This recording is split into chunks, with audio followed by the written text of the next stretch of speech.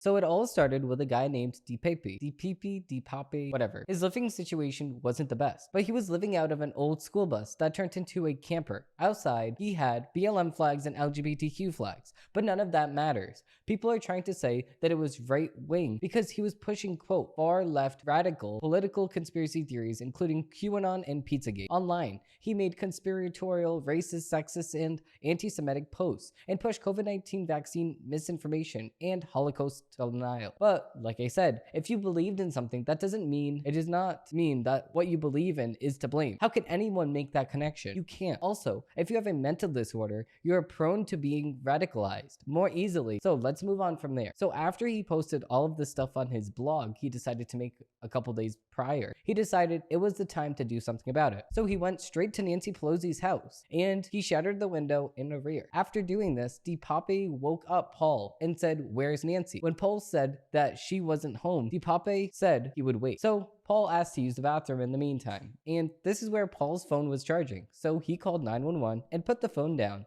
so they can hear the conversation. After he did that, he said, and I quote, "What's going on? Why are you here? What are you gonna do to me?" After he said that, the dispatcher sent police. When police arrived, they saw both of them struggling for the hammer that he used to break in the rear window. The police said for both of them to drop the weapon, so they did. But then DPP picked up the hammer and smashed it into Paul's face. This prompted the police to tackle DPP to the ground and immediately called an ambulance. If this doesn't show you that DPP had mental problems, then I can also add that he was one of the most prominent faces of the 2013 San Francisco public nudity movement. And people say that he was extremely aggressive and creepy. While he was public nudist, he used to do in public with a girl under the name Tabab. She was also described to being aggressive and creepy. But Tab said in 2015, DPP moved out of the house to a storage unit in Berkeley, where he reportedly became addicted to hard drugs. And by the look of it, he was. She also stated that he had been exhibiting extreme paranoia and had, quote, been mentally ill since 2010. The story here is that a mentally ill person broke into the Pelosi residence, not, quote, right extremists have struck again, trademark. We need to pay attention and look at the green picture of this and know that it's not an isolated attack.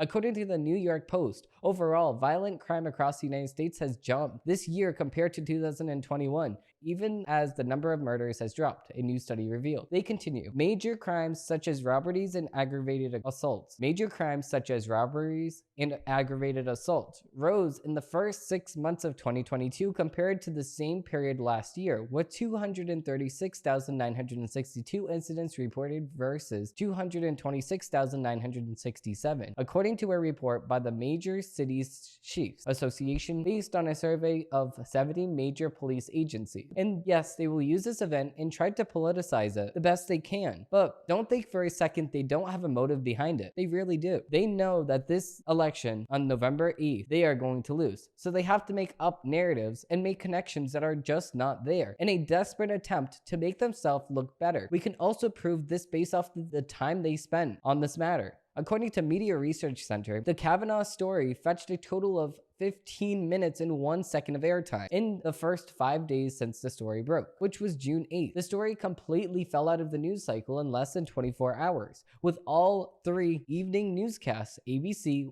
World News Tonight, CBS Evening News, and NBC's Nightly News, dropping the story on June 9th after covering it that morning. As reported by Newsbusters, managing editor Curtis Huck. The Kavanaugh attack garnered 5 minutes and 44 seconds on the first evening. ABC gave it 2 minutes and 30 seconds. CBS had 2 minutes and 8 seconds, and NBC came in last with 1 minute and 6 seconds. But if we look at the Pelosi attack, the networks gave a whopping 166 minutes and 16 seconds in the first 5 days. That's almost 3 hours of coverage on the first evening. ABC alone eclipsed the total first night of the Kavanaugh coverage with 6 minutes and 40 seconds. NBC gave it 6 minutes and 9 seconds, while CBS gave it 5 minutes and 22 seconds. This brought their first night total to 18 minutes and 11 seconds. The first night Pelosi coverage surpasses the 5-day total for Kavanaugh. That's crazy. It's blatantly because of the midterms, and that's it. So without further ado, let's get into a dozen takes.